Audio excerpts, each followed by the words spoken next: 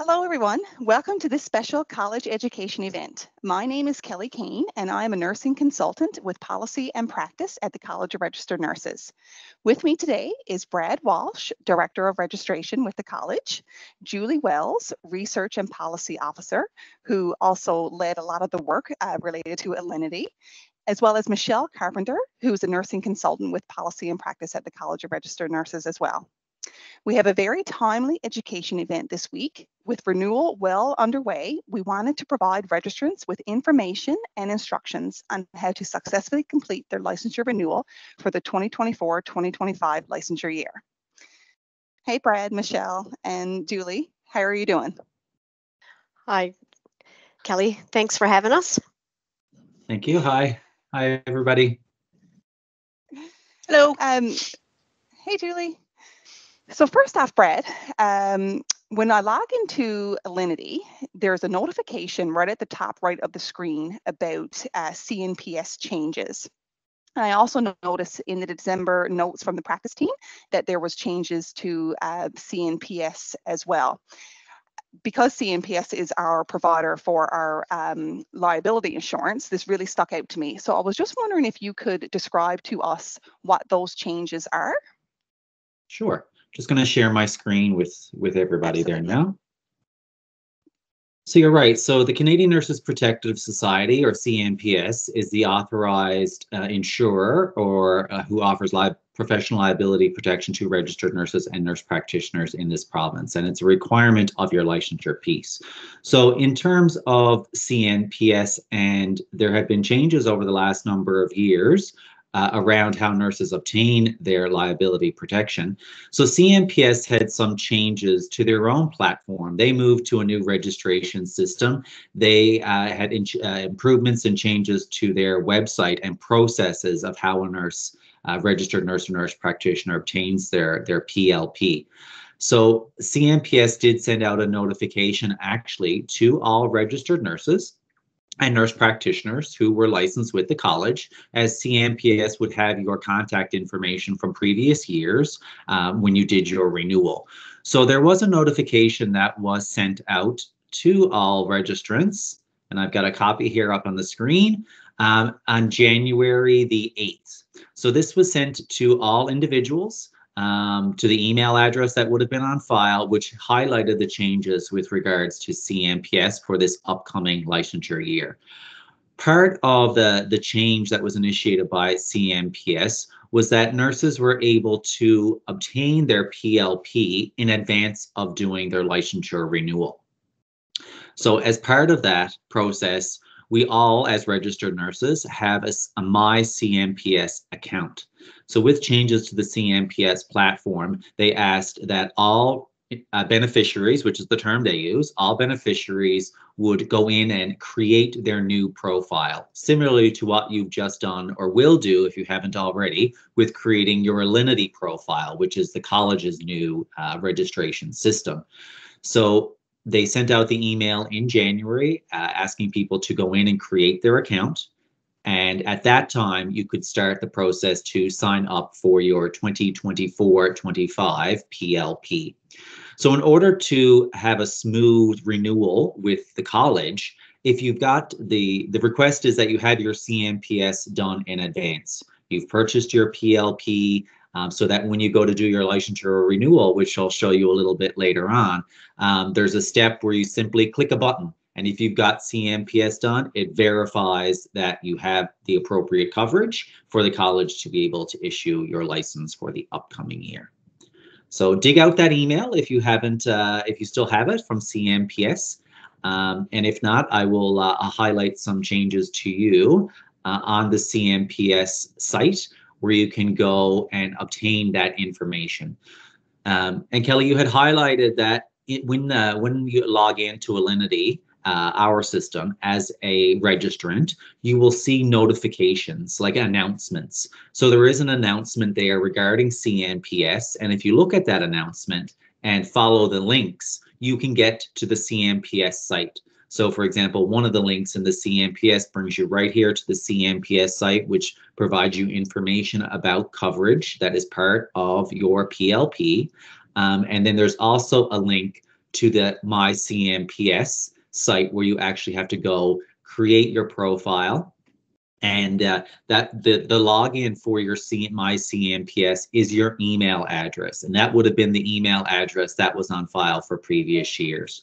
So CNPS does have information there and instructions on this page that do say that if you don't remember what email address that you've signed up with CNPS in previous years, you can contact them, and they will obviously verify your identity and be able then to provide you with that information so that you can log into your CNPS and obtain your PLP coverage for the upcoming licensure year.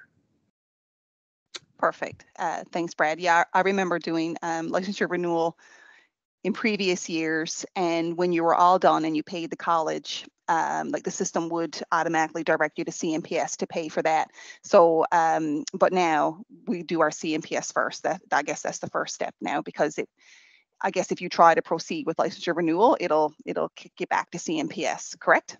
Correct, yeah. So if you forget and you start your renewal and you get to that CNPS step, if you click this button, it will say you don't have CNPS, but it will allow you to then open up a new tab or a new screen and complete your CNPS before going back to the college's website. And we're certainly seeing an increase in the nurses holding a licensure in multiple jurisdictions. So the new CNPS system allows the nurse to have one login, and then they can choose whatever jurisdiction they're requiring their liability protection for, because your liability protection through CNPS is specific to a province or territory. So so that they now have one system that allows a nurse to, get their coverage through one place instead of having to have multiple logins and that. So they're trying to streamline their system, just like we've streamlined a lot of our registration processes. Okay, perfect. Thanks for that, Brad. Brad, can you take us through step by step everything that's involved with license renewal? Sure. So the college moved to a new regulatory management system back in the summer. So there is information on the college's website. We did send out notifications every couple of weeks since the summer to individuals, encouraging you to go in, create your profile. You had to, sign up, get your Alinity, create your password, and then start, being able to do things within the new system. So reminder emails were sent out throughout the fall and now into the winter, and will continue to do so. So we've, got a high percentage of people who've done that, but there are still about 1,000 nurses who have yet to create their profile through Alinity, so through the setup. So we sent out our renewal is open email on January the 15th, and there were two versions of that email that went out. There was one that went to nurses who had already created their Alinity profile, so had logged in once, had set up their password, and then there was a second email that went out to individuals who had not yet done that sign up process.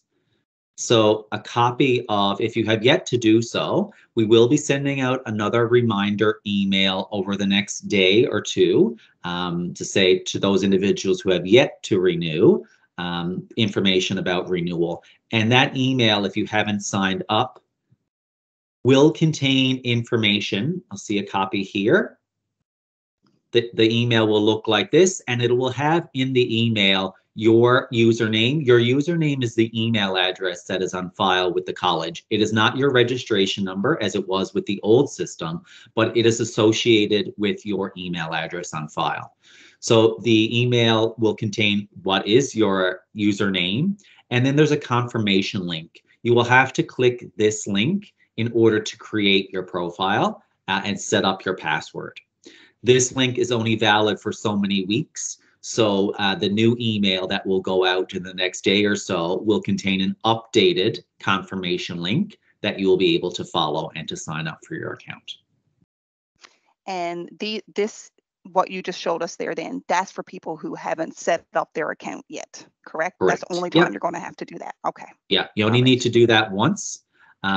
Should you need to change your email address on file with the college, if you can access your email, you can log in and you can request to change your primary email address on file. The college will need to do some administrative processes to approve that, and then once that is done, you will be able to log in with your new email address.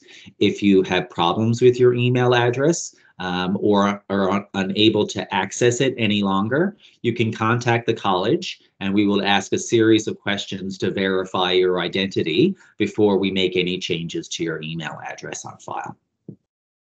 Brad, you mentioned about there's a time limit on the email. Yep. How many days is that email? Is it 14 days that the link is valid? The last email, so the email that we sent out on January the 15th, that confirmation link I made valid for 3 weeks. So it is now recently just expired, but we're going to be sending out our first reminder email within the next day or so. So there'll be a new link that will be valid for another period of time until the next email is to go out. Okay, thank you. Okay. So if you've created your profile, you'll know. So to get to the member portal, there are a number of different ways. You can click on links that are embedded in the Renewal is Open email that will take you right directly to the member portal. Otherwise, we commonly refer to this as Alinity. You can go to the college's main website and go to the member portal link in the top right-hand corner. I'm also just going to show you for any information regarding registration and renewal. Under renewal, every year we update this information. So we update information about renewing a practicing license, non-practicing membership, should you no longer be practicing in the province, but want to maintain a relationship with the college. And then we have frequently asked questions. So these have all been updated within the last couple of the weeks with new information. So the practicing license page, which I'm going to be taking you through a practicing license renewal today, gives information about the administrative deadline, what you need to do to get started, what methods of payment we accept. It provides an overview of the licensure renewal process, talks about the number of practice hours a nurse must have met, and that's a legislative requirement underneath the RN regulations. Talks about CCP. Here it highlights again the same information that we just talked about with regards to CNPS and obtaining your CNPS. You can get the direct links to the CNPS site directly from this practicing information page and other information. So we're going to talk about some of these other components as we move through the application. So I'll highlight those later. So you'll click to go directly to the member portal. And it'll bring you here to the college's Alinity app or Alinity database system. So we're going to be using one of our test records today. So I will be signing in with the email address that's associated with this account. So you'll see here, I have to log in with the password. Just bear with me for a second.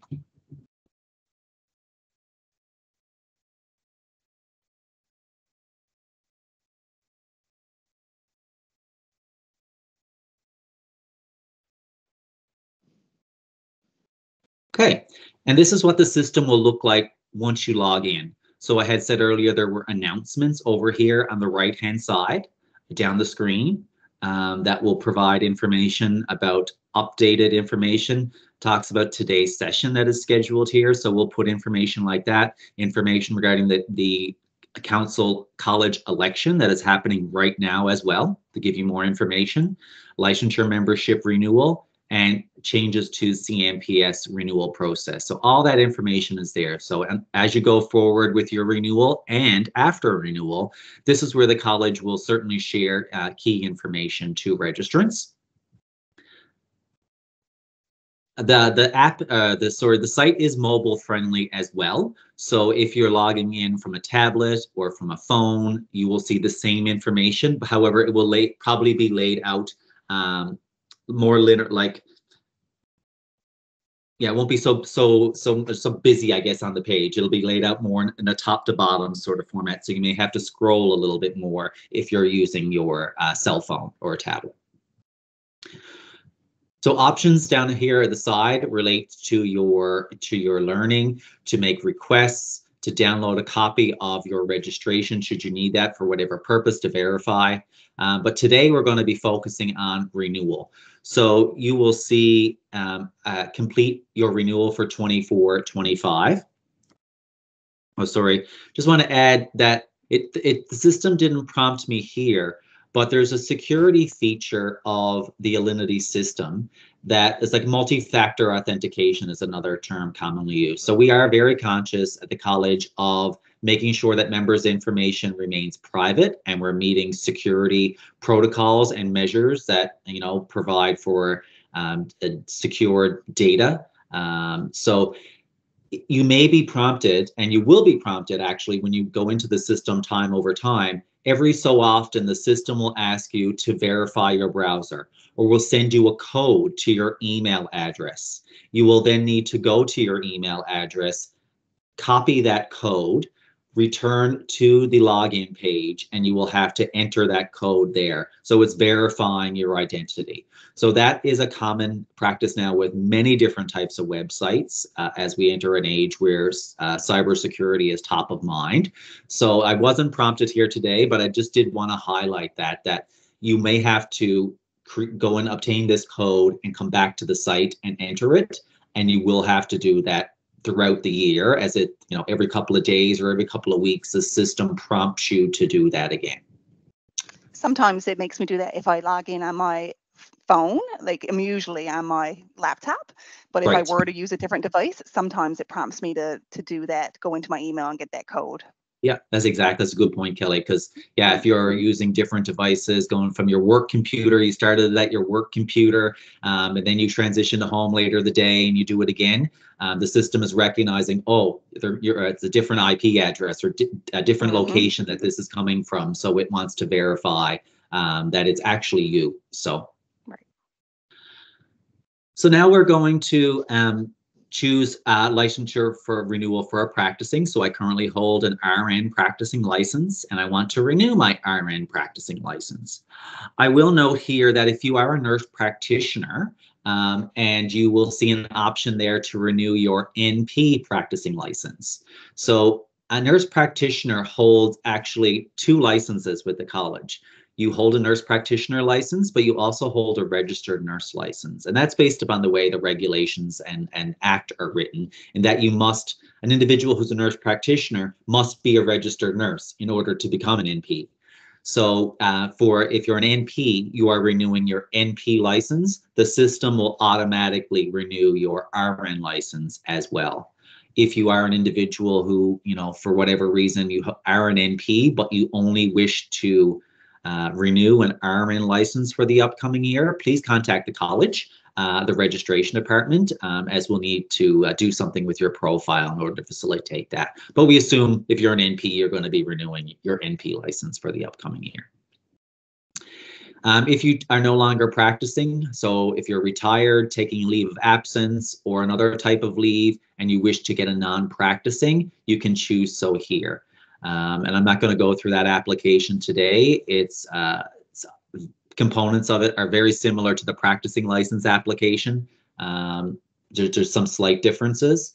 And if you want to resign as a member in good standing, so you're moving away from the province or you're retiring fully and do not wish to maintain a non-practicing membership, you can move to what we call an inactive status, and you can make the request for the registration change here through the college's Alinity platform.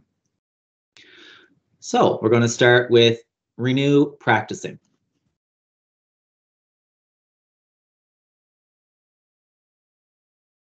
So the first page that you will land on once you start the application process is we wanted to provide information with regards to renewal, some instructions, some tips here, so you could read this before you start the actual application. So what we highlight here about having CNPS. So again, that would be an opportunity if you haven't got that done. You can click here. It will open up the CNPS page, and you can obtain your CNPS liability protection coverage. We're highlighting this year, and I'll highlight this a little bit further when I get to that section, but we've moved to a self-report of practice hours. So there's a fact sheet that is also available. And if you have no practice hours, we ask that you enter 0. And there's a maximum number that an individual can enter on their application. Your employment information, we ask that everybody review this information carefully, make sure it's up to date. And I'm actually going to take you through a adding of an employer, a new employer, putting in a leave date for a previous employer. So we'll walk through all those steps together. And then payment. So I'll highlight we have received payroll deduction payments from the employers around the province who do offer that to their employees. That information has been updated in our system. So if you have payroll deduction and we have received the full amount, you will not be prompted for payment at the end. Otherwise, if we have not received it, you will be prompted to pay via a credit card process. And we've highlighted some information here about returning to practice, and that if you currently hold a non-practicing and need to come back for the remainder of this current year, so you need to start back to work before March the 31st, we ask, in order to facilitate the smooth transition of your process and application, that you get your return to practice done first before you actually do your renewal for the upcoming licensure year. So essentially, Kelly, there are 3 steps now to the licensure process. In the past, if you remember our old system, there were about 9 different steps that you walked through. Mm-hmm. So now there are 3 steps that a nurse must complete when they do their licensure renewal. And those are a profile update, logging and submission of your continuing competence program, your CCP requirements. And we'll highlight a little bit on CCP afterwards. And then renewal. So renewal is where you'll complete your declarations, verify that you have the appropriate CNPS coverage, and make payment. So those are the 3 steps for anyone to do a renewal of a practicing RN or practicing NP license. So we're going to walk through the steps now for a profile update. So the first section is your personal information. So we'll have here your first and last name. And if you have a preferred name, so, my name is Bradley, but my preferred name is Brad. We could have that on file with the college as well. If you want to request to make a name change, we do require legal documentation of so, and you can upload that directly to the application. So if you if you've gotten married and had a change of name, or separated, divorced, and have returned to a former name, you can make those requests. If you've changed your first name and have legal documentation of that, you can upload it here, right directly to the application. It will ask you, what do you want the change to be, for it to appear, and then upload either a copy of the marriage certificate, divorce decree, a valid current photo, government issued ID that shows the name, and then you'll be able to submit the application. But the college will have to review that name change and approve it before it will appear on the website underneath the up-to-date name. And Brad, sorry, just before you continue, to just maybe think of something. And if you do change your name, we should do that. Is that within 30 days that should be changed with the college? Yeah, exactly. So thanks for that, Kelly. So there is a provision within the RN regulations. The regulations are one of our pieces of legislation that govern the practice of nursing in this province. And there's a provision within the regulations that do say, if an individual has a change of address, a change of employment information, or a change of name, they are required to update their information to the college within 30 days of the effective date of that change. And you can request the address change. You can update your own employment information at any time during the year by going in to do the profile update. This profile update that we're going through is part of renewal, but outside of renewal for the rest of the year, you can go in and do the profile update at any point in time should your information change. So, and as we've highlighted, if it's a name change, you need to provide legal documentation, and you can upload it directly here. Okay.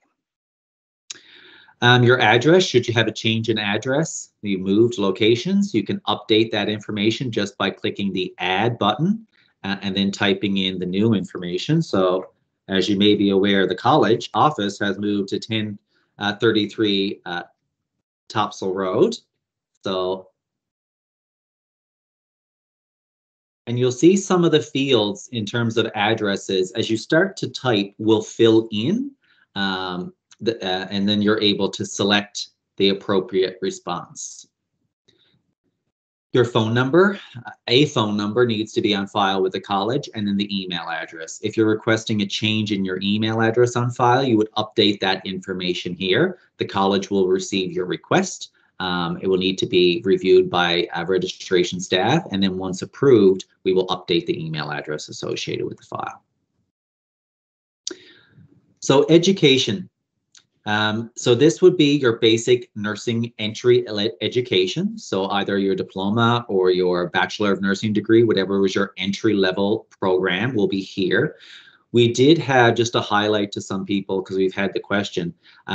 If in previous years, if you had additional education that you had entered, so say, for example, a master's program or your bachelor's degree because you originally had a diploma, we were unable to transfer that information to the system because we did not have complete information. So if you do notice this year, oh, my entry level program is there, but what happened to my master's program? You will have to re-enter that information. So we're going to do that now. Let's add a master's program. So you click the add button. You'll be asked for a designation. I'm going to say a master's program. Institute is the school that you attended. So let's just say it's MEMOR, Memorial University. It might take a second to go through. There we go. Field of study. If it was a nurse practitioner program, you'd be able to enter that here. If you have done a Bachelor of Arts program, so not nursing, you were able to record that information. That would come under other. So I'm going to say it was a nursing program, and the date received, we're going to put in as June 1st of 2023. If the school is not in our system, so you start to type here and nothing comes up, you can manually enter the information in here. So we ask that you put the full name of the school and the address for that, so we can then update the system and record that as a new entry. Then others will be able to actually also choose it should there be other individuals who obtained a program, did a program through that particular school. So other jurisdictions. So other jurisdictions are another province, territory, state, country where you hold a license to practice nursing. So under the regulations, you are required to have this information on file with the college. You must disclose to the college where all places you hold a license to practice nursing. So on this particular profile for Jane Doe, we have that Jane has previously entered that they hold a license with the College of Nurses of Ontario. So that information is on the system. You'll be prompted to say, well, are you maintaining a license in that province? So yes, I still hold a license, so I'll have to answer yes. If I've no longer, just say, for example, I didn't renew, and I know that the College of Nurses of Ontario, their licensure year ends on December the 31st. I'm going to put, okay, no, I no longer hold a license, that expired, but I want to add that I'm now licensed in Nova Scotia. So my licensure number in Nova Scotia, choose the regulatory body in a drop down. If the regulatory body is not here, you are able to enter other jurisdiction and then type that information in. But I'm going to say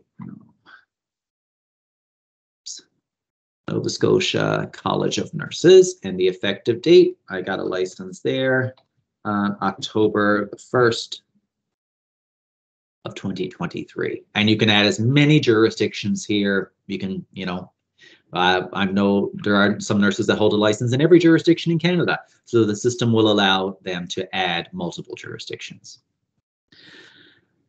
And just to highlight, so we had a change to the RN regulations back in the spring to streamline some of our registration processes. And in the past, it was a requirement under the legislation that a verification of registration, which is a legal document, was required from whatever jurisdiction a nurse held a license to practice in. And we needed that physical document before we could renew your license with the college.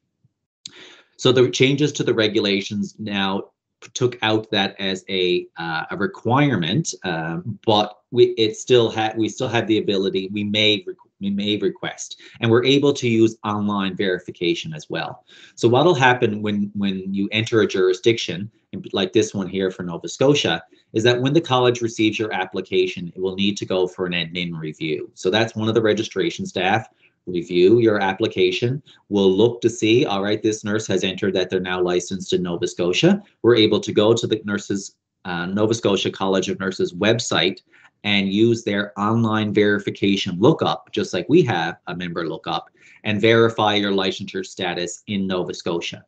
And then, so that is able to, that meets the regulatory requirement of licensure verification.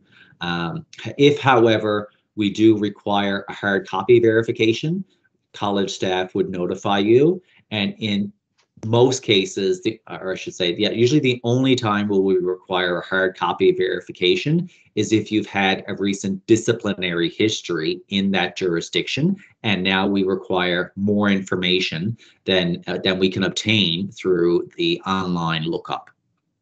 So we're able to use online lookup for any jurisdiction in Canada, so all provinces and territories, as well as any US boards of nursing in the States, because we can use the NURSES system, which is the national system in the US for licensure verification. The UK, Ireland, the Philippines, these are Australia. These are other regulatory bodies around the world that do have sophisticated online lookups. So we feel this was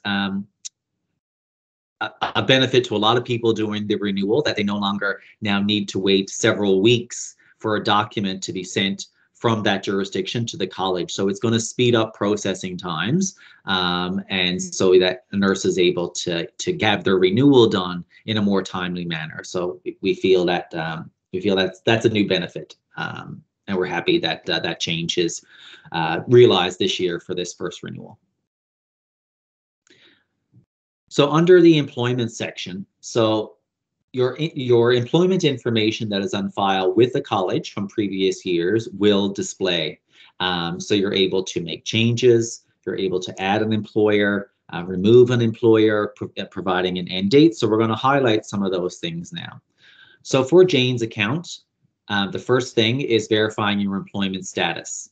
So there are the options that will display to you. So if you've moved to a casual position, if you're no longer employed in nursing but are seeking employment, these options that do present here are CIHI, Canadian Institute for Health Information, common definitions that we have to use by all regulators across the country, and that's for national reporting purposes. So, so annually, CIHI comes out with a nursing workforce report, and Julie Wells leads all of our submission information. So Julie's well versed in all the CIHI data submission and components of that.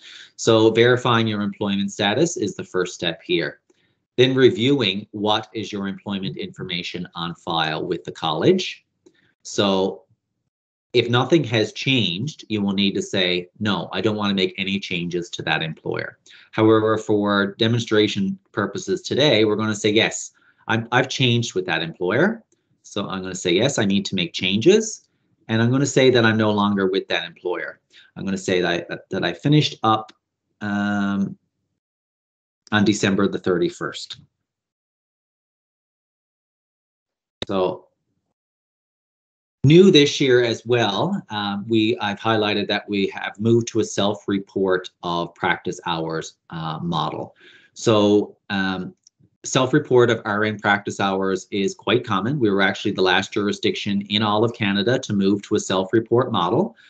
So this was felt to be a streamlining process as well that would reduce the amount of documentation that a nurse had to provide to the college every year. So, you know, the health authorities, previously the 4 health authorities, did submit an electronic submission to the college every year, but the nurses who were employed outside of the regional health authorities had to obtain letters from their employer and get a copy of that letter sent in.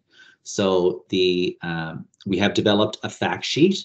So there's more information that is available. Let's open up the fact sheet. So the fact sheet has a frequently asked question format. So it gives them information about what's the actual legislative requirement, how do you report, how do you revise your hours, how to do a calculation based upon your employment status, what can count and what cannot count.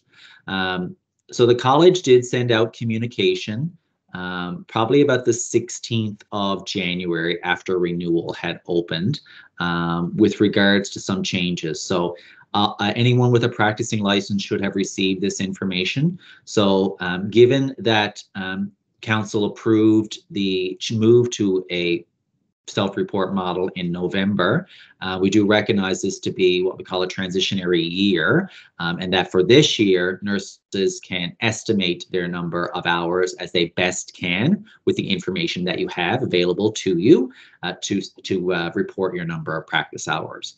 And then moving forward in future years, we ask that nurses starting in April 1st keep an accurate count of the number of hours that they practice throughout the year. And now there are many types of things. If you might still use a calendar, a paper calendar, there are apps actually that you can get on your phone, scheduling apps that you're able to track your scheduling. So then at the end of the year, all of your information is within an app, so you're able to easily access it. So we will certainly be continuing to provide information and education over the course of the year with regards to self-reporting of practice hours. But for this year, we do recognize the timeliness of the announcement and that you can truly estimate the number. So for example, a full-time employee or someone who is practicing full-time would be about 1,950 hours. Minus off any vacation time, anywhere from 3 to 4 weeks would probably be the average number of vacation days. So if you're practicing full-time employment, then that you can estimate about 1,800 hours would be full-time employment. Okay. And Brad, just for self-reporting of hours too, any overtime that you work, you can as straight time, right? For hours. Correct. Worked. Yeah, that's great, Okay. Kelly. Yeah, so yes, it has to be reported as straight time. If there's on-call time, you can't count on-call time, only if you got called in. So if you're on call for a 12-hour shift, but only got called back for 2 hours, then you would count 2 hours. And here, if you are a nurse practitioner, the system would recognize that, and you will actually see a field that will say NP hours here. So if you're a nurse practitioner, you would enter your hours in the NP hours field, and that will you would put 0 in the RN hours. However, we do recognize there are some individuals who are nurse practitioners, but they also have RN employment. And in that particular case, they would need to make sure that they enter RN hours under their RN employment and NP hours under their NP employment. So I'm going to say I worked 400 hours with this employer for the year. I put in my leave date that I've changed. I'm no longer with this employer, and I'm now with a new employer. So I click the add button to add a new employer. I'll start typing the name. I'm going to say I'm teaching at Memorial University, Faculty of Nursing. My employment type is part-time. Preferred employment type, I want a part-time employment. My role, I'm going to put that I'm an instructor. Practice area is teaching students.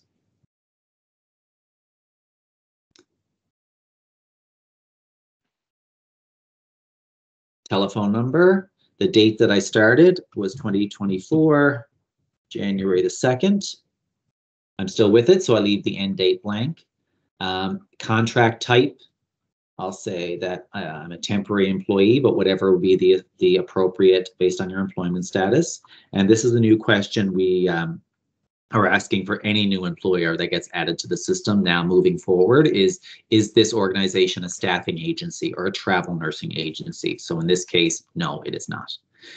If the employer was not in our system, you are able to still enter all of this information. However, you put the employer name and address here, and the system will then your application will need to be reviewed by admin staff so that we can add this new employer to the system. So I can even report the number of practice hours. Well, it's only February, so I'm going to say I had 80 hours with this employer. So your practice hours are entered by the employer. So if you have multiple employers, you will be entering the number of hours worked with each employer in the system. Right. And Brett, I just want to make a comment too about, because where it's all Newfoundland Labrador Health Services now, if someone starts to type that in, that will come up as an option. But I think we do need, and Julie, you can confirm, registrants to be more specific, like of where they work. Is that correct? Because I guess if you're saying Newfoundland Health Services, like really you're telling us you work in Newfoundland. That's right, Kelly. So we do have all of the specific sites, health science center, community health centers associated with the NLHS. So, yep, there you go. You can start typing in by, but on our end, that says NLHS Health St. Clair's. Right, perfect, okay. So I'm just going to continue and add this. I'm also going to say I'm working as a staff nurse, casually in Emerge. And it is a casual employee and no. So you can add as many employers here. And I'm going to say, oh, I had to put a start date in there. I started 2024-02, the same time period. And I've worked, say, 100 hours with this employer. And Brad, not to go down in the weeds, I guess, but for people who are self-employed, is there anything different? Because I know a lot of registered nurses and nurse practitioners are, self-employed. Yeah. Is there something different about their reporting of hours that they need to do, or they still completely self-report just like this? Yeah, it still is a self-report of hours, okay. And certainly you have to provide any self-employment that you're doing as well. So, say for example, I'm doing foot care business a couple of hours a week that I've been doing. That you are required legally to provide that information to the college as well, and you're able to enter that information here, employment type. Could be part-time. You can actually enter all of that same information as it relates to your self-employment. We do have resources through the college's website that if you are engaging in self-employment, there is a declaration form that we ask that you review for non-traditional types of roles of nursing, and to verify that the practice hours that you are obtaining can be counted towards your RN or NP practice hours requirement. So there is information through the practice side of the website with regards to self-employment. So anyone who is engaged in self-employment, thinking about it or has been and didn't realize they had, additional requirements that they must be and things they need to be aware of, please contact us and we can help guide you to the best place to get that information and ensure your record with the college is up to date. Perfect. All right, so we've added a couple of different employers here. So the next section is the consent section. So please carefully review all of the consents here as they relate to a sharing of your information, your contact information. For example, with the union, should we obtain a request? There's a research, if you want to participate in research. Also, I want to highlight here, really important, is the college's monthly practice e-newsletter, which is called Notes on the Practice Team. We need your consent in order to send that information. The Notes on the Practice Team comes out from Kelly and Michelle and team and has a lot of really important key information that we share in there. And the college no longer has a hard copy paper magazine. So we do communication with registrants is primarily through electronic means, and we want to make sure that you have the most up-to-date information as it relates to your practice and any regulatory requirements. So you can update your consents at any time during the year. So if you realize, partway through the year, oh, I'm not getting the practice team notes in the practice team that my colleagues are talking about, log in through the portal, do a profile update, and you'll be able to change your consent and say, oh, I didn't realize I said no. You can now change that answer to yes, and then moving forward, you would receive that communication. All right, so that is the profile update step. So we're going to move now. So I can either save for later because I have to step away for a bit and make supper.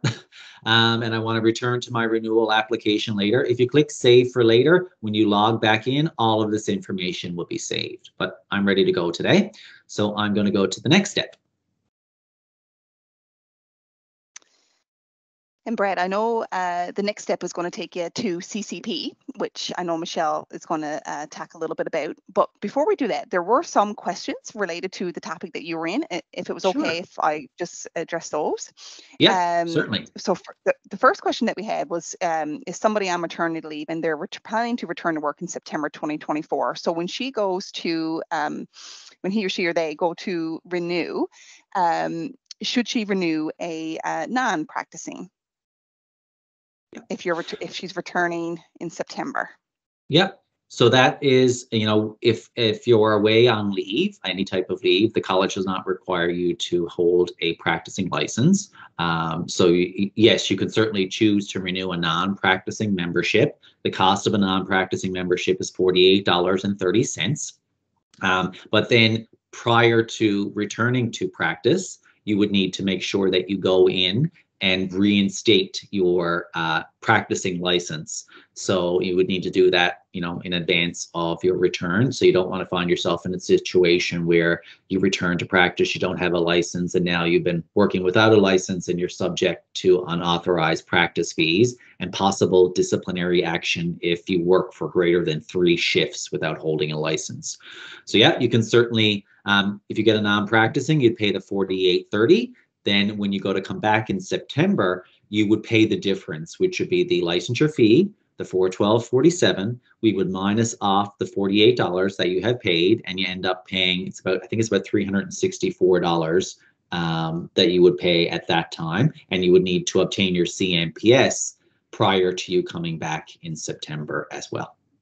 And Brad, I'd just like to add for those for CCP, you would need to ensure that your learning is within 12 months of your when you reinstate to a practicing license, and that your practice hours for the next licensure year would be prorated for the number of months left into the licensure year. So when you go to renew for 25-26, your learning would be prorated. So I just want to make that comment. So yeah, just to be clear, it's up to the individual RN to decide whether they want to keep the practicing license, and they would have to continue to log their hours, 24 hours for each licensure year, or they can go to a non-practicing and then ensure their learning is within the 12 months. The 24 hours of learning is within the 12 months before returning back to work. Okay, perfect. Thanks, Michelle. The next question I think is more employer related. It's if your name has a hyphen, will you have to type all of that into the Pyxis for medication? So that's more employer related. So what we say when we're talking about our name, this is what you introduce yourself to your clients as. Make sure it's the same name that is on the public registry. As for the name that's used, because I know in Meditech when I was in healthcare, in Meditech I was Kelly Lynn, even though my middle name is Lynn, it wasn't hyphenated. It was just the way Meditech did it, or in the system. So I'm not really sure what will be in the Pyxis machine. That's more of an employer thing. And then there was a question about somebody recently moved to Canada, and my profile has details. I think when they were living in the United Arab Emirates until now, I didn't update my address. So they are wondering if that will affect their license. You can go in and update your profile now, right, Brad? Yeah. So go ahead and just update your profile now. You should be okay. Yeah. And then for the education, is asking if you have to add certifications like CNOR or CTAS. Yeah. So in moving to our new system, we've really had to look at what information we were collecting, and really the information that the college should be collecting only relates to what we need for a regulatory purpose. So we've had that question. So we didn't use the certification information for any purpose. And we strongly encourage nurses to pursue lifelong learning and certification as well. So we're no longer capturing that information. However, if you wanted to add underneath the employment section, you would need to put in that it's an unknown, because it's not a degree, it's not a master's, it's not a diploma, and there is no, and the way that it's classified again is it relates to information under the CIHI definitions. So we no longer require that information from a regulatory purpose, but you can add it as an unknown or other type of education. Excellent. Thank you, Brad. And then does sick leave, stat holidays, family leave, etc., have to be subtracted as well from the self-reporting hours? And the answer to that is yes. You would only count the hours that you are working. Correct. And then if your position is the same, but you move to a different site, does that have to be updated? Yes, yeah. You should. Okay. I've had the question before as well from individuals where, okay, I have a permanent position, but I'm taking this temporary position over here for 6 months, and then I'm going to come back to my permanent position. So, you can update the site, you can update the area of responsibility anytime throughout the course of the year. And you can go in and change that information yourself through the My Profile option. So you can do that outside of Renewal. But yes, your information should be as up to date as possible with that 30-day window that we say is provided within the regulations. But Michelle, before we get into, because the next part that registrants have to do now for renewal is to make sure they've met their CCP requirements. And we know that every year there's an audit that occurs to make sure that registrants are, meeting that CCP requirement. Would you be able to just go over some of the tips that we share with a lot of the registrants, and I guess some of the things that we have found in the audits of what we've seen and what to avoid and what you can and can't include? Can you review some of those things? Sure. Thanks, Kelly. So last year when we had our online portal for the introduction of the new CCP, and we did it through My CCP and My CRNNL. Now with the introduction of Alinity registration system, you're capturing the learning, the 24 hours of learning in My Learning in the Alinity member portal. But the past audit year, 23, for the past year, the previous year, 22-23, the audit was a learning year, so we didn't require submissions, but we did a large number of files for people from the database, and we had some learnings, and we've shared these twice now, or 3 times, excuse me. We shared those tips on September 26th in a podcast and archived event, as well as November 7th and then December 11th. But today I'll just briefly go over the tips again, and as you indicated and Brad has indicated, completing your CCP requirements is step 2 of the licensure renewal process. And we want people to meet the CCP requirements, and that's why I'm going to go through some quick tips of how to meet those CCP requirements. So one of the big things that came to light when we did the audit is that we have to ensure that we have the correct licensure year. So people were entering learning from January 1 to December 31st. You enter your learning for April 1 to March 31st. And for this licensure year, the learning needs to occur between April 1, 2023 to March 31st, 2024. Another I guess, error that we saw in the audit was that people had gibberish in some of the boxes, and that might have been for a number of reasons. Some people was having difficulty entering the learning, and they had ... Others were just characters in the boxes. But if we have a gibberish there, we're expected to be professional in all of our encounters with the college and with our clients, then that could possibly be forwarded to the Director of Professional Conduct Review, depending on what's detailed in the boxes. We also encourage registrants to avoid one-word sentences or incomplete sentences for the impact statement. And one of the methods that we've done to help you in this is that there's a minimum characters in the learning description box that you'll see when we show you what CCP looks like. Also, there's a maximum because we don't need a great amount of detail, but we need a minimum amount of detail on what learning activity you completed. And then we have to ensure that we complete the impact statement. And the impact statement, again, is a minimum of 20 characters. And some people in the past audit put down like WMIS. But we're looking for in the impact statement for 2 sentences. First, you're going to say what knowledge or new competency you gained.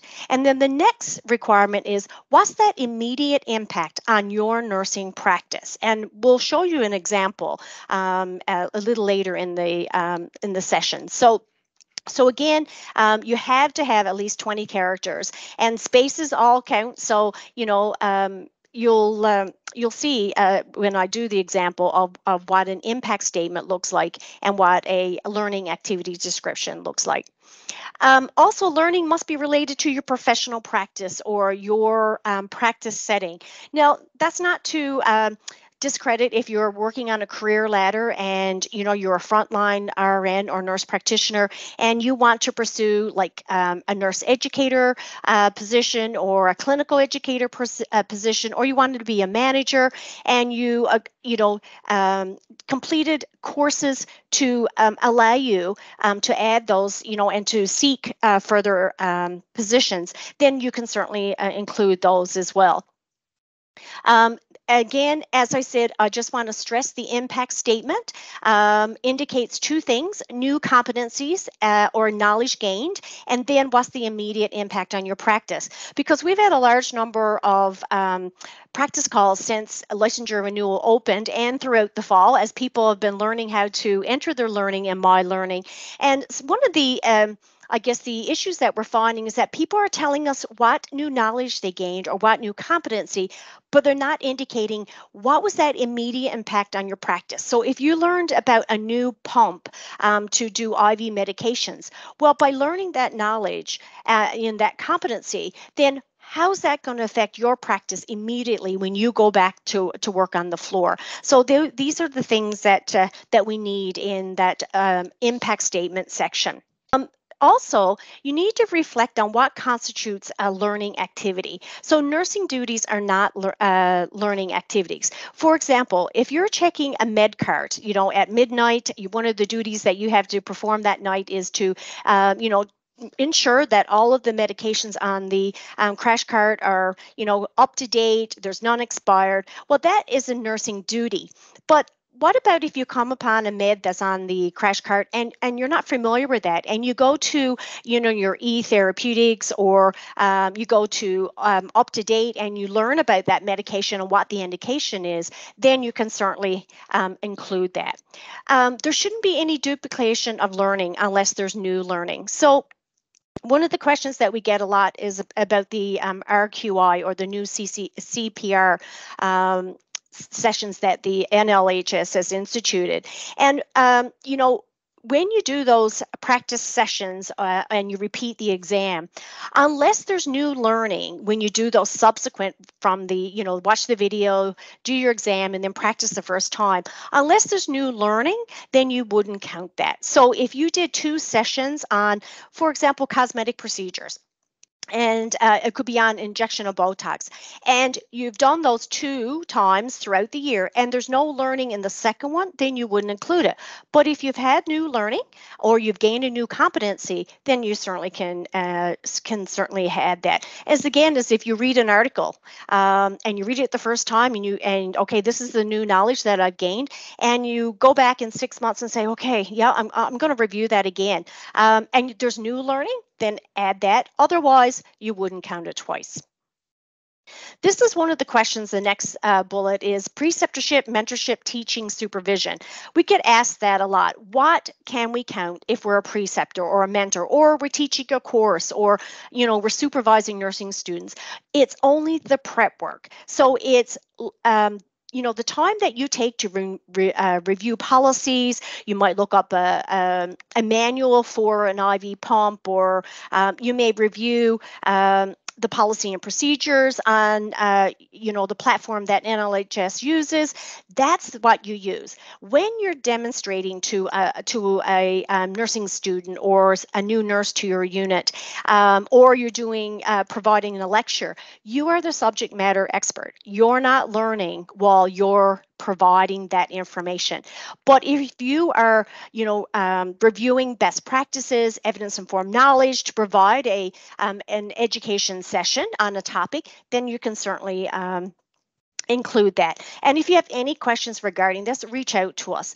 Another question that we have is, I'm the preceptee. I'm the person who's going through orientation. What can I count?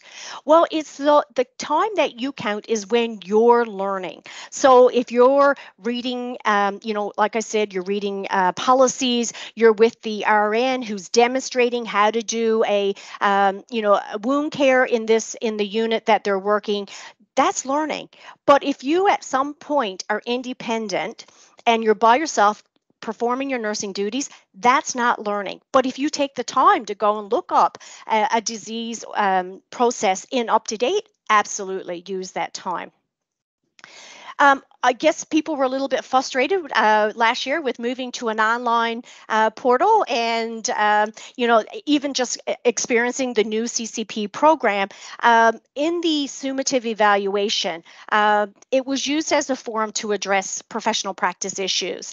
There was also some venting in the summative evaluation, and presenters were thanked for doing the presentation, and we really appreciate that the RN or NP appreciated or enjoyed the education session that they attended, but that is not what the summative evaluation is. The summative evaluation is used to, when you've completed that 24 hours of learning, then tell the college what was the impact of completing that 24 hours of learning on your nursing practice overall. So that is basically what the summative evaluations is looking for. Again, we don't need a large amount of information, and I'll show you an example when we get there. But again, it's a minimum amount of characters, and we're really looking at you not to repeat what you said in the impact statement, but tell us overall, okay, I've completed my 24 hours of learning, and how is my practice different now in this licensure year because I completed that all of that learning. Avoid dumping all learning activities in one entry. So we've had individuals that did 10, 15 different learning activities, and they put them all under one entry. That is not correct, because each of those learning activities, there was new knowledge, new competencies gained. We need to know that, and we need to know the immediate impact of each of those. So that's not to say that if you performed a literature review on, closing a practice, or you did a literature review on, virtual nursing care, then you can include all of that under one entry, because you're reading articles on virtual nursing care. But if you're doing articles on virtual nursing care, and then you attend an education session on the Baxter pump, and all of these can't be put together. So we need to know what the impact is on each of those learning activities. And again, I mentioned this, but just to reiterate that you don't repeat the impact of each of the individual learning activities in the summative evaluation. Tell us the impact of the overall 24 hours of learning. And, you know, a key is we have a timeline for completing all the requirements of CCP. In our CCP guide, I'll direct you to the website, to the continuing competency page. And in the CCP guide at the end, in one of the appendices, it gives you a timeline of, you know, completing your CCP. Because if you, I know we're very close to the deadline for licensure renewal, but even going forward next year is try to enter the learning as you complete it. And you know, our Alinity member portal is mobile device friendly, and you can enter this on your cell phone immediately after completing your education session. Or you could go to your work computer and enter it, or you could do it, you know, when you get home. But try not to, you know, keep all of that, entering all of that data right before licensure renewal, because it's a fair amount of work now with having to, you know, enter all of your information to in Alinity and updating all, you know, Alinity profile and all of that. So these are just tips. We're not telling you what to do, but these are just tips so that you ensure you have all your CCP in by March 1st.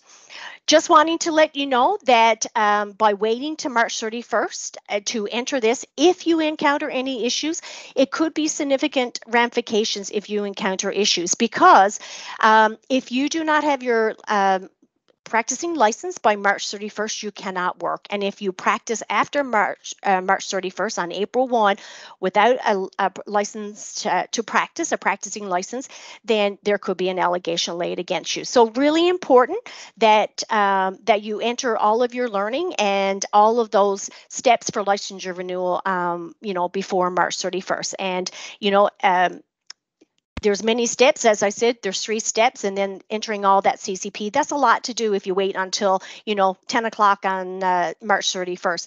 And as a tip, this year, the Friday is March 29th, which is Good Friday, and Sunday is Easter Sunday. And so you just want to make sure that you have everything done, and so that we can address any issues should you encounter them. So these are just some of the tips for meeting your CCP requirements. And the information that is in the Alinity profile in My Learning becomes the information that is used for the audit. So you don't have to enter any information for an audit. You're not going to get a register letter anymore saying, oh, you've been entered into the audit, because Kelly and I have this information now, and the information that you have in My Learning will form the basis of the CCP audit.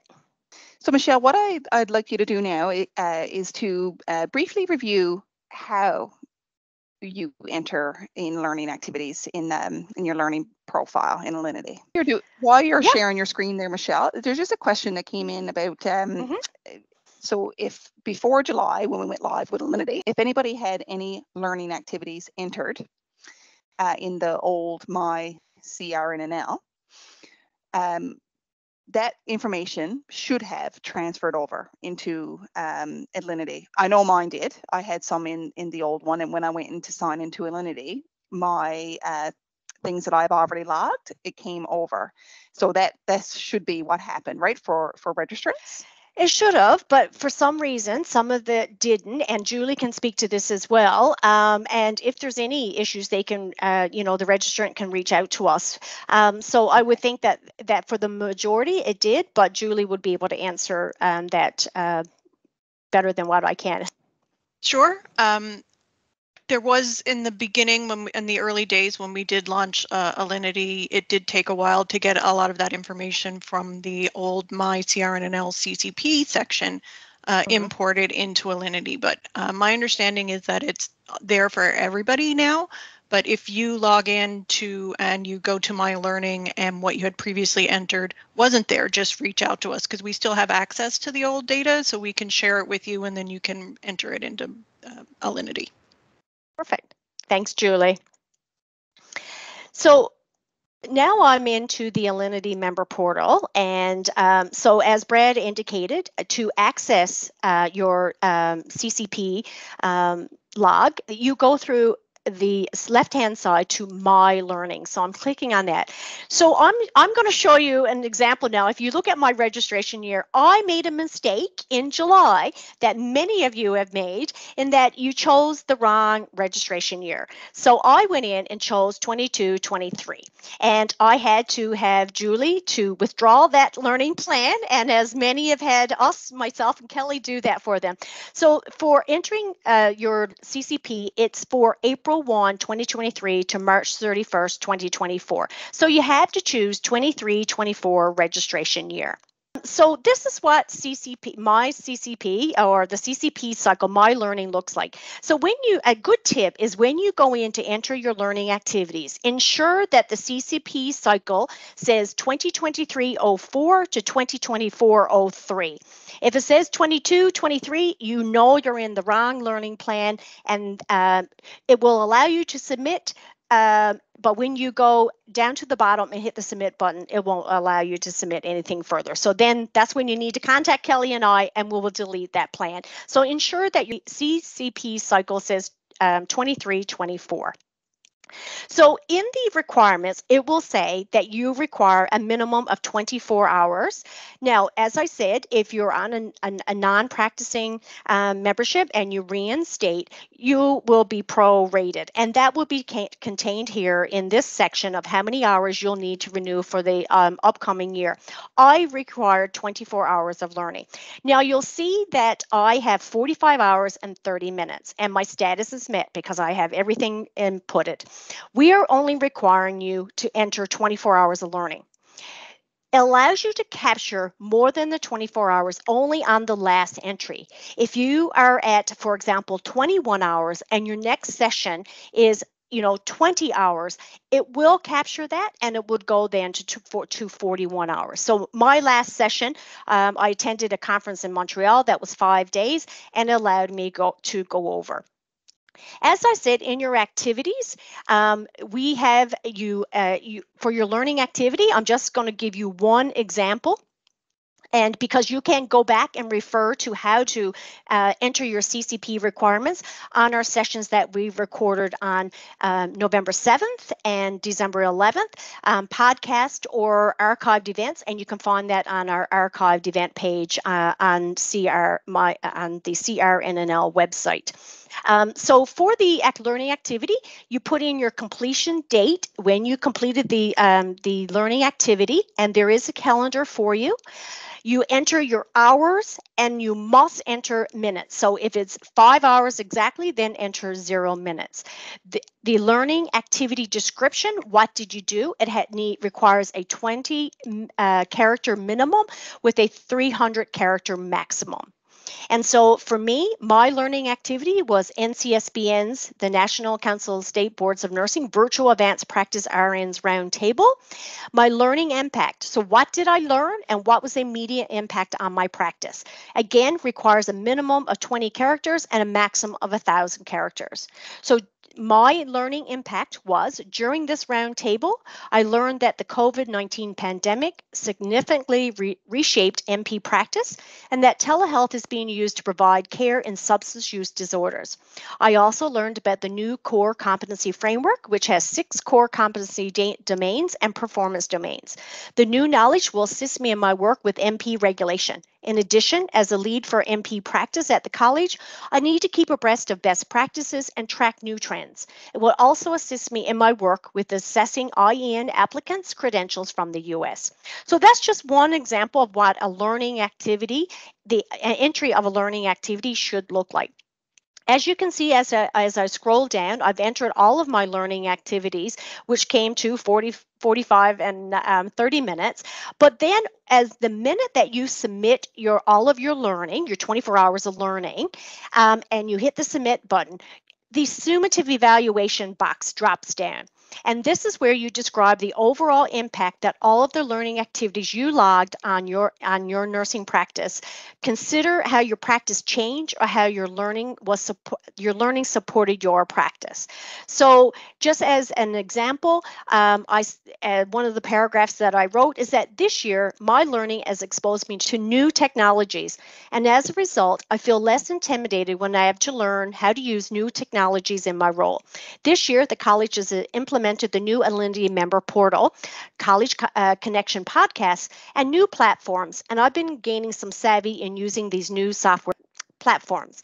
It hasn't taken me long to learn the new technologies, and we've even helped registration troubleshoot some of the issues encountered as RNs and NPs update their profiles in Alinity and capture their learning in my learning. So that's just one component of how I felt that my learning helped me. So I'm not tech savvy, and by learning how to use all of these new platforms, I've felt I've gained new competencies, which will help me in fulfilling the duties of my role as a nursing consultant.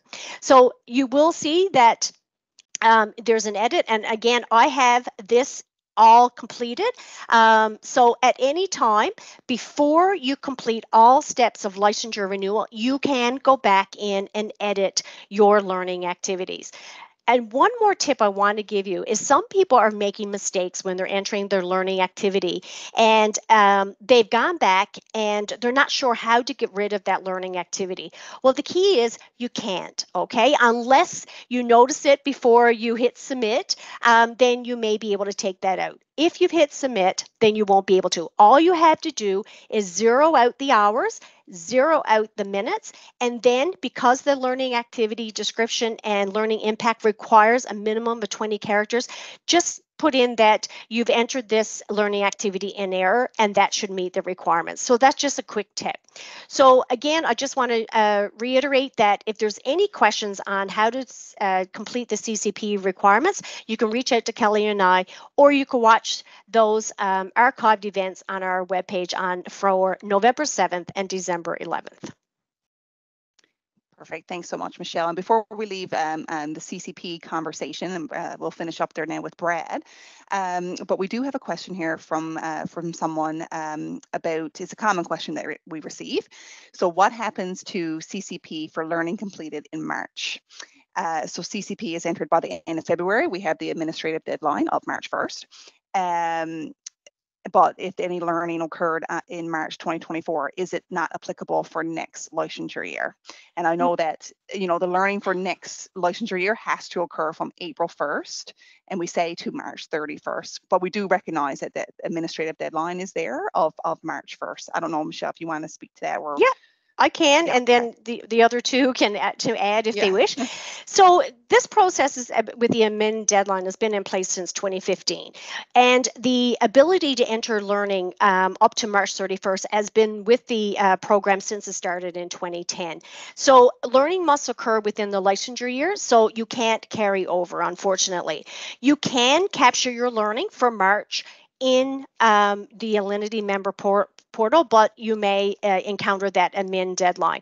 One of the reasons why we made many of the changes to the CCP is that we are saying that you're learning, and there's no distinction between self-learning and formal learning, and that people were not capturing things like having that conversation about the disease process with the physician, or the surgeon may be reviewing a surgery with the nurse, and then saying, going over the nursing interventions that's required for this client. All of those things, looking things up in the CPS, looking up things on UpToDate, none of that was being captured. So there's many, many more opportunities for registrants to get the 24 hours of learning.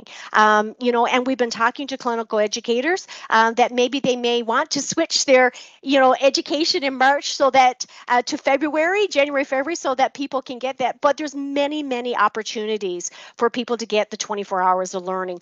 If you do all self-directed learning and read 24-hour articles or 12 articles that took you 24 hours, that's okay too. So yes, you can capture your learning rate up until the end of March.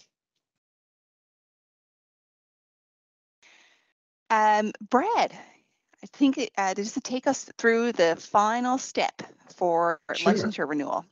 Yeah, I'm just going to share. I do see a question there from somebody Yes. regarding self-reported practice hours. Will there be an audit for this year?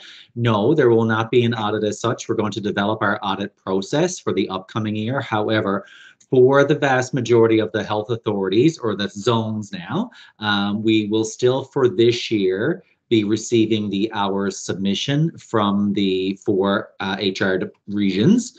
So we will have that information. So we will do some internal review to see what nurses reported versus what the employer had provided on their behalf.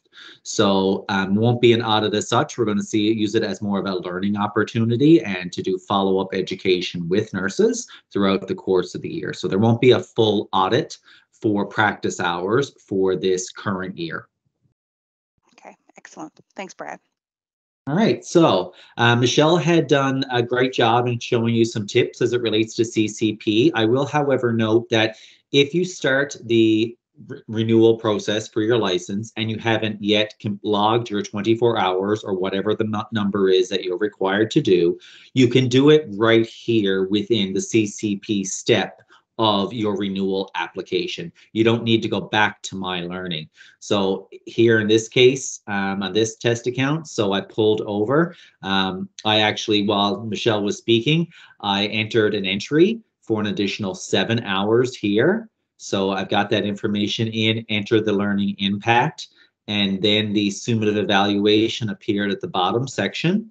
And I was then able to copy over and type in the summative evaluation as it relates to this account. So all that information is there. So I'm able to go now to the next step. So I'm going to click next. Sorry, could you mention about the timeout?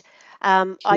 I didn't mention that about the timeout, and because we were into the sections about and my learning had already been entered, the difference between the submit button and the save for later button. If you could just touch on those two, because these are again questions that we get. People enter their learning and they say, "Oh, when I entered submit, it's gone." Well, there's a reason for that because the session might have timed out. So could you go over those two for us? Yeah, I'm just going to have to log in. So activity on the account, so it timed me out.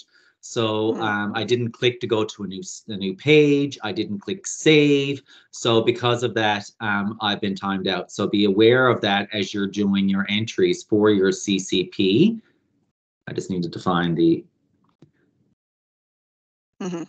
So as you do each entry, I would encourage you to save each entry. So if you have multiple entries you're putting in, then click save, save for later after each one. So I've logged back in. It's returned me right to where I previously left off. Right now, because I've met the requirements, I've already hit submit.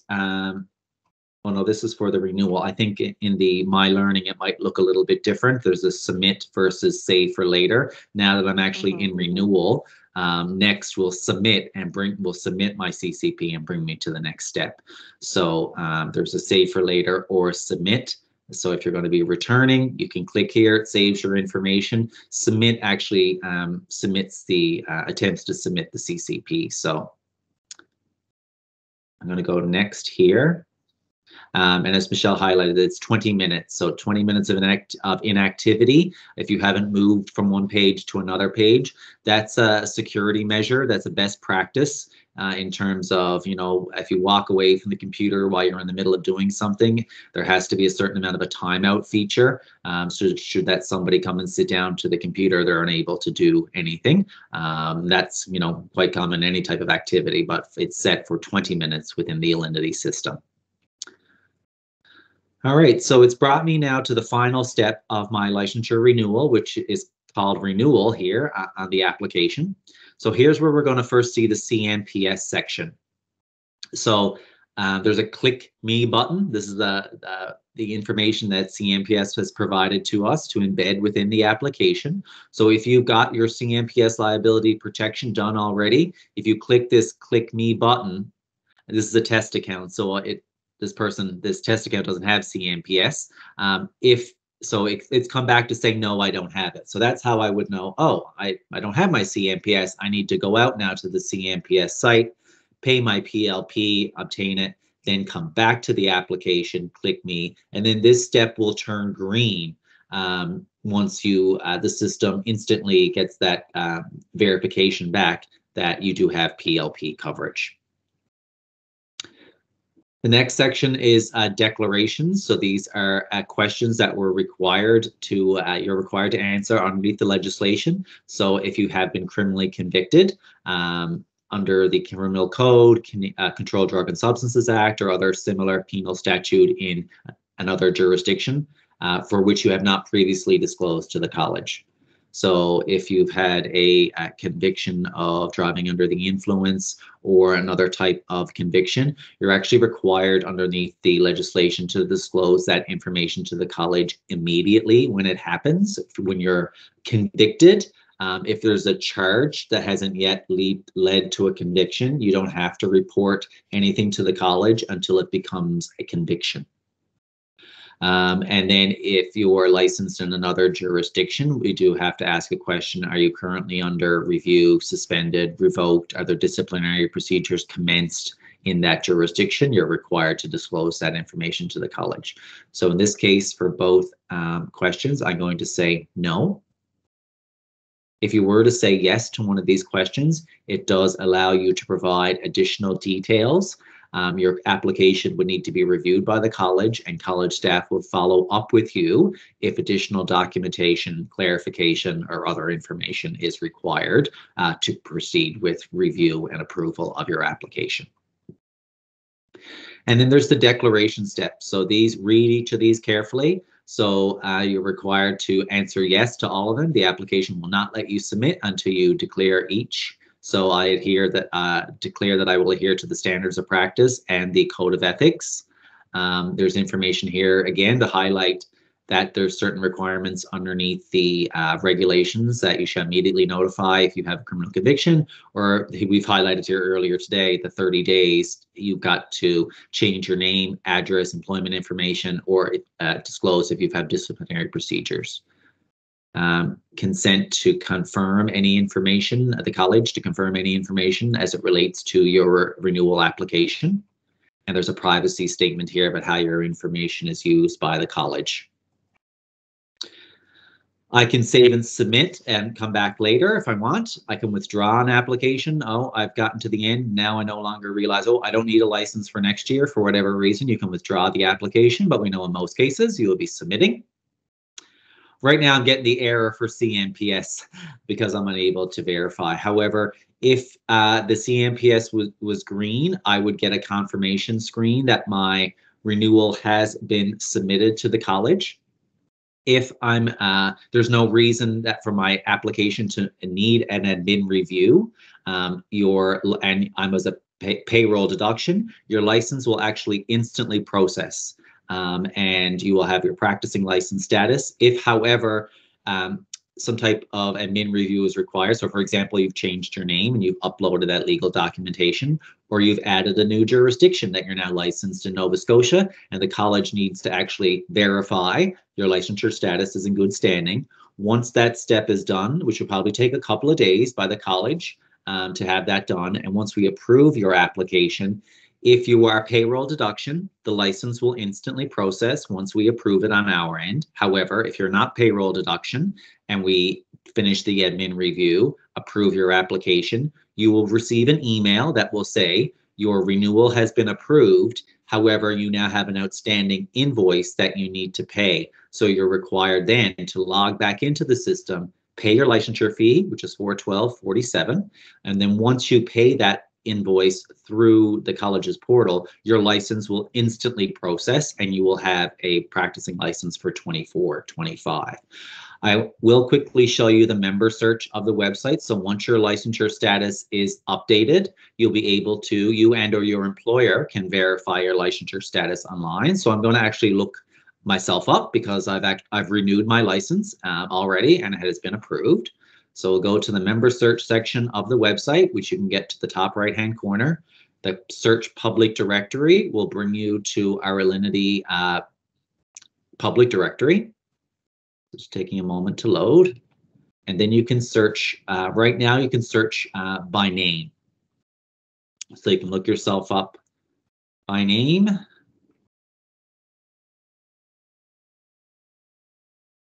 Okay.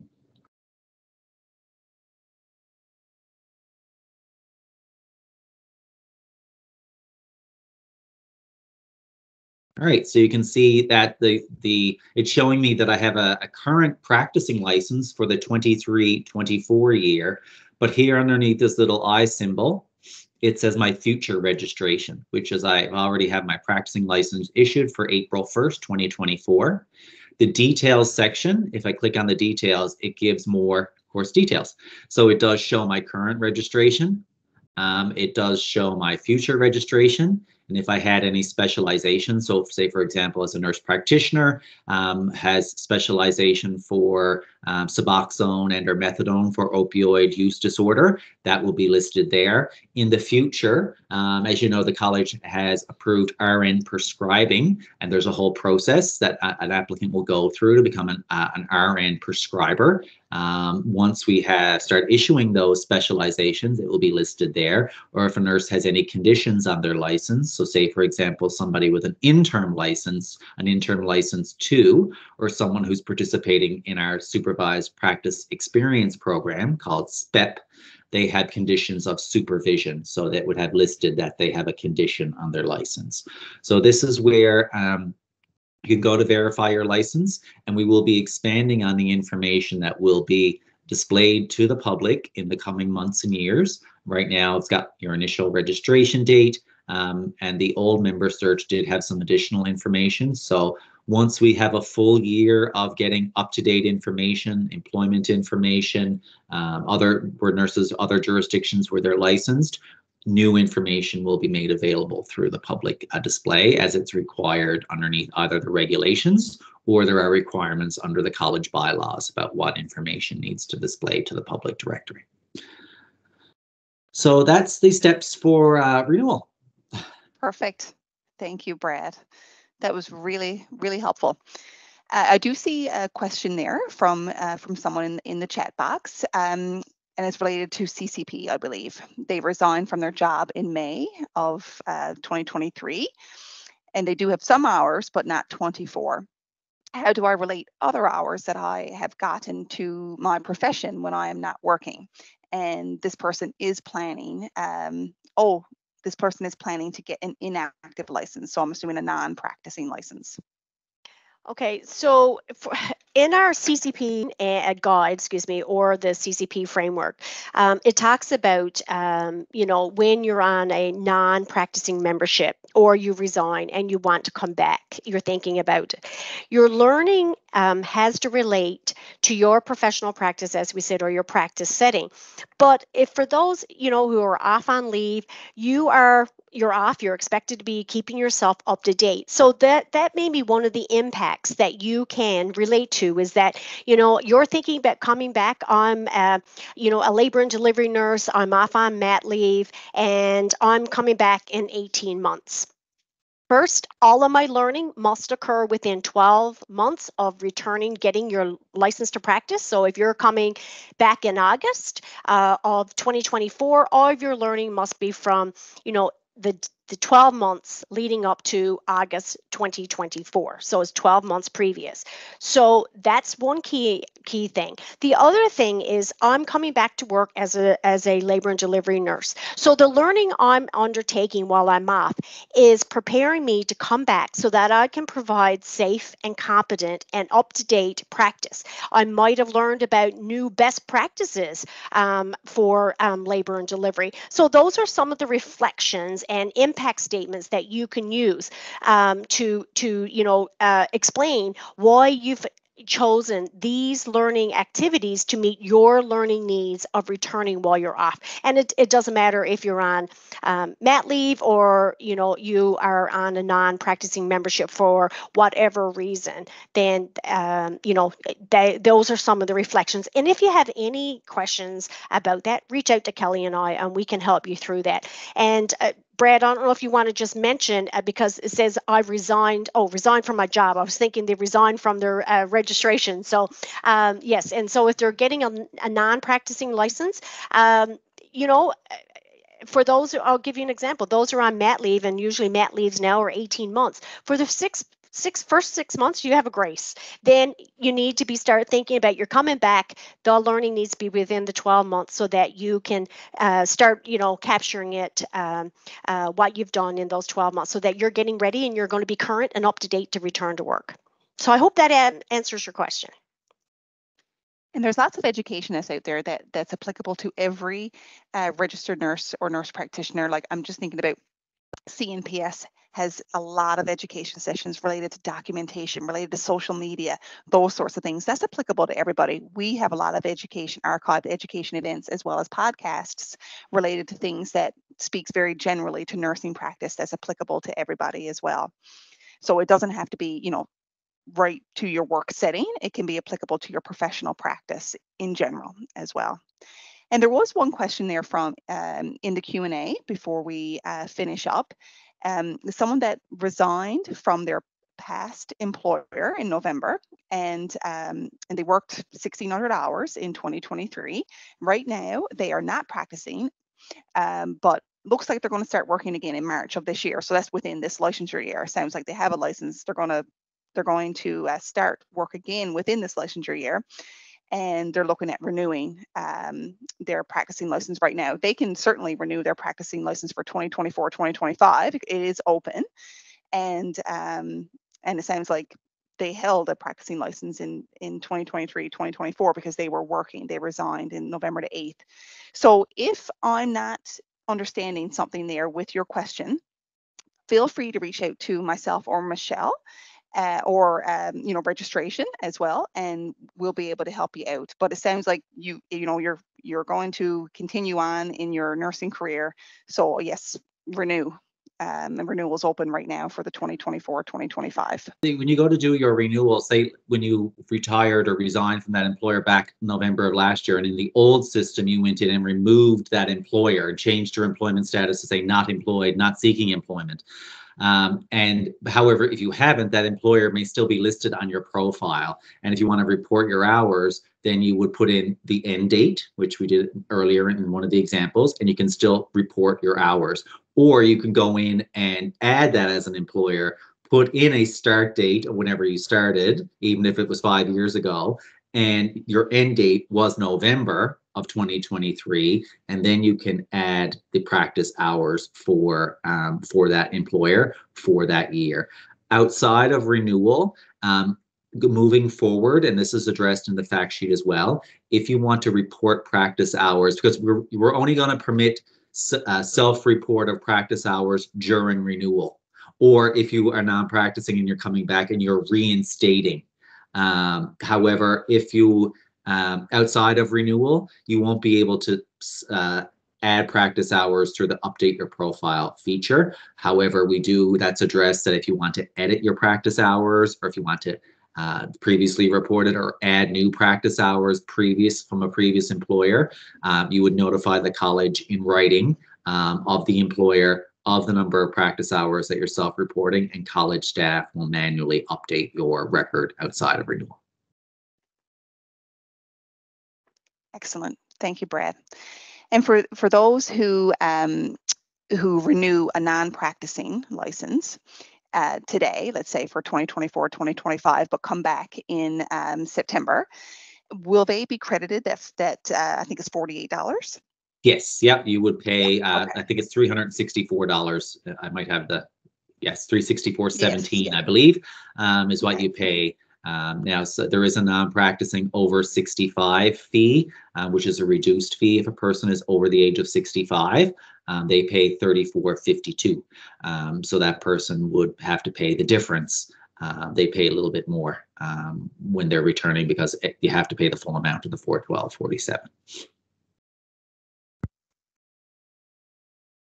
Okay, I don't see any more questions. I know this was an excellent session, Brad and Michelle. It was very informative, and we had a lot of people on the call, so that's great. I hope everybody found it beneficial.